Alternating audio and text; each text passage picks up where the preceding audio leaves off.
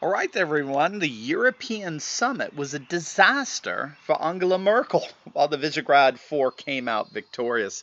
That's what we'll be talking about on today's video. I'm in beautiful Pocono Mountains this week with my family. We're having just a lovely time, but there's just too much going on in the world for me not to spend a few minutes with you as we think about these things together. Now, this is, of course, a follow-up to the video we did last week on the then upcoming European summit. And there we detailed how Austria's role in swinging Germany to political right was jeopardizing Angela Merkel's coalition via the Christian Social Union in Bavaria. A couple of weeks back, Merkel's own interior minister, who's from Bavaria and the leader of the Christian Social Union, he basically came out and gave Merkel an ultimatum, right? Get rid of this fresh crop of refugees and migrants from our borders, or we're just going to go ahead and work with Austria to secure the borders without you. And at that point, Merkel really had only two options. She could fire her interior minister, which would cause her to lose the Bavarian Christian Social Union, thus destroy her governing coalition. She could do that, or she could basically surrender and agree to instituting, shall we say, a far-right Hungarian-inspired border security, which would be a complete and total defeat for her goal of international, open, multicultural European Union. Either way, she comes out a loser. And so this European summit was scheduled to try to find other nations that would be willing to take in the migrants and refugees and salvage what's left of Merkel's political credibility. And so they met on Thursday and Friday of last week, and the goal of the summit was stated in a paper that was distributed to the various leaders. And this paper argued that it was time for strong leadership from European Union member states on upholding, and I'm quoting here, the right to asylum and the rights of migrants. The right to asylum and the rights of migrants. And the paper went on to stress that the EU could not outsource the problem to other nations. They had to come up with solutions. Remember, under EU law, refugees must be taken in and arrangements made on a case-by-case basis to send them back to the first country of entry.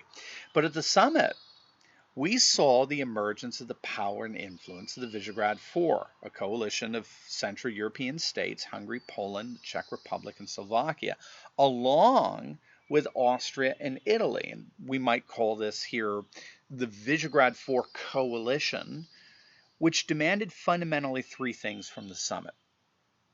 First, they wanted an acknowledgement that Italy in particular does have the sovereign right to close its borders and turn away ships carrying migrants and refugees. So that it does not have to abide by this EU law that requires member nations to take in refugees who show up at its borders, particularly on George Soros-funded NGO ships. Secondly, they wanted a guarantee that there would be absolutely no migrant quotas in any way, shape, or form for any member nation regarding the current crop of refugees that caused this political crisis in Germany in the first place. In the past, the notion of immigration quotas has, of course, been forced on EU member nation states by the EU courts that require them to comply with these mandated immigration quotas that from Brussels. That goes back to more or less the 2015 immigration crisis. In fact, the Visegrad Four are currently being sued because they refuse to abide by these quotas. They wanted to guarantee that such quotas are history, that these days are gone. And thirdly, and this would be their own solution to that, they wanted refugee camps set up outside of Europe, in national proximity to where the migrants are coming from, the most obvious location being northern Africa. And Italy brought in another demand. They went so far as saying they wanted the EU to start paying for the costs that they had accrued dealing with migrants coming from northern Africa and the Middle East, most of whom come to Europe via the Mediterranean and through Italy.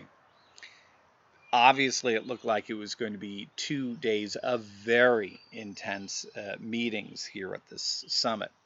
But in the end, I am really happy to report that the Visegrad Four coalition, as I'm calling it here, they, along with Austria and Italy, they held their ground. Now, the details for the agreement reached are still pretty sketchy, and at this point, I don't think Italy has even really signed on to it. But Hungarian Prime Minister Viktor Orban left the meeting declaring that the Visegrad Four had won a great victory and that they were, in fact, victorious in accomplishing their three major tasks. They did get the summit to at least partially agree that Italy does, in fact, have the right to close its borders to Northern African and Middle Eastern migrants and refugees, which is, even in just a passive sense, a massive concession. What the summit agreed to is that the NGOs, you know, those NGOs financed by good old George Soros, they agreed that NGOs should now stop picking up migrants in the Libyan territorial waters who were sailing on smuggler ships and instead let the Libyan Coast Guard do their work. And this concession should considerably reduce the massive influx of illegal immigrants into Italy and therefore into Europe as a whole. Perhaps most importantly, the summit agreed that there would be absolutely no mandatory immigration quotas coming out of this crop of refugees. Now, again, we're dealing with a mass concession here, and if this summit is going to be cited as a precedent for future decisions in Brussels, if this summit among European leaders is appealed to as a basis for challenging any future immigration mandates coming down from Brussels, and it will be, I mean, the days of issuing immigration quotas from Brussels are over. It's done. Brussels has just basically killed its own capacity to mandate immigration quotas on any member nations from here on in. And more, and here's the tricky part, the summit agreed to establish refugee camps and migrant processing centers along the border of Bavaria as well as outside of Europe in countries such as Algeria, Egypt, Libya, Nigeria, Tunisia. The idea is that the EU funds would be used to provide incentives to persuade those countries to set up camps and processing centers. But thus far, to my knowledge, no African nation has said they're going to do it. Actually, a couple have ruled it out completely.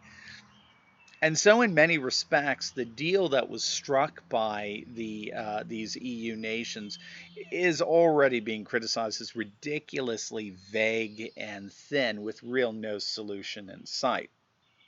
Of course, the big standoff was that Merkel's Bavarian interior minister, he threatened to resign over this, which he's since backed away from. But here, in my understanding, are the two big important takeaways from all this. First, there was no real solution in sight when it comes to the political plight of Angela Merkel. She's going to continue to implode. She certainly seems to have bought some time. It would seem she did that at least. But, I mean, she could go back. She went back to Bavaria and told her interior minister, look, you know, you don't have to worry about it. We'll have processing centers around the Bavarian border. No immigrants are coming in. And so it seems that the one thing she was able to say is, look, you in Bavaria, you don't have to worry about the refugees anymore. I took care of it. Now, of course, how she took care of it is really anyone's guess. So, no, there was no real resolution when it comes to Angela Merkel's political plight. She's going to continue to unravel. However, when it comes to the goals, this is the second takeaway, when it comes to the goals of the Visegrad Four in Austria and Italy, when it comes to what they wanted, in many ways, this meeting could not have gone better. They wanted to leave the meeting with the absolute guarantee that the borders of Europe would be closed and secured primarily via Italy.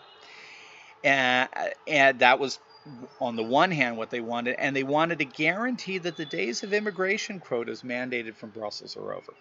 I mean, they guaranteeing that migrant camps would not be forced on any member nation in the EU, which, of course, then lent itself to the idea of some kind of refugee processing center program outside of Europe, in this case, potentially Northern Africa. Those were the fundamental concessions that they wanted from Merkel, and they got them. They got them big time. It's just, again, it's incredible to see the kind of leadership that Visegrad is showing here. And if this statement, if this agreement is setting precedent for future immigration policies in Brussels, which of course it will. Then it appears that the days of immigration quotas are over. Now, here's what's so fascinating of all this. I got this little tidbit from one of our subscribers here who lives in Norway. Norway, which is not even a member nation of the EU, but Norway's center-right prime minister was actually toying with the idea of helping out and taking in some of the refugees. And the moment that there's this center-right's coalition partner, the so-called far-right Progress Party, which is also known as the FRP, as soon as they got wind of that, they came out and said, over our dead bodies. The FRP are totally Eurosceptic, and they came out against the Prime Minister and said, no way, it's not going to happen. We warned the EU back in 2015. We said that opening your borders to these refugees would be a disaster, be a political, economic, and cultural disaster. Norway is its own sovereign nation. We don't want to have anything to do with this whatsoever. And so the FRP, which is one of the most successful right-wing parties in the Nordic nations, is stepping up and saying, not here, no way. So it appears more and more European nations are saying no more. This multicultural, open society experiment of a globalist, dedicated Brussels is over. They just want nothing more to do with it whatsoever. And so when all is said and done, the European summit for Angela Merkel appears to be just too little, too late. There's nothing they really agreed on that wasn't already being implemented and enforced by the Visegrad 4 in Austria and Italy. And eventually it appears that Germany itself will fall to the pressure of protecting its own borders from the conservative tug in Bavaria. And with Austria now assuming the presidency of the Council of the EU, it really does appear that Austria, Italy, and the Visegrad 4 are leading the way to a pro-nationalist European order. As always, please like, comment, and subscribe. Click on that Patreon link below, become a monthly supporter of this channel, and help us to continue to analyze current events in light of conservative trends so that you can personally and professionally flourish.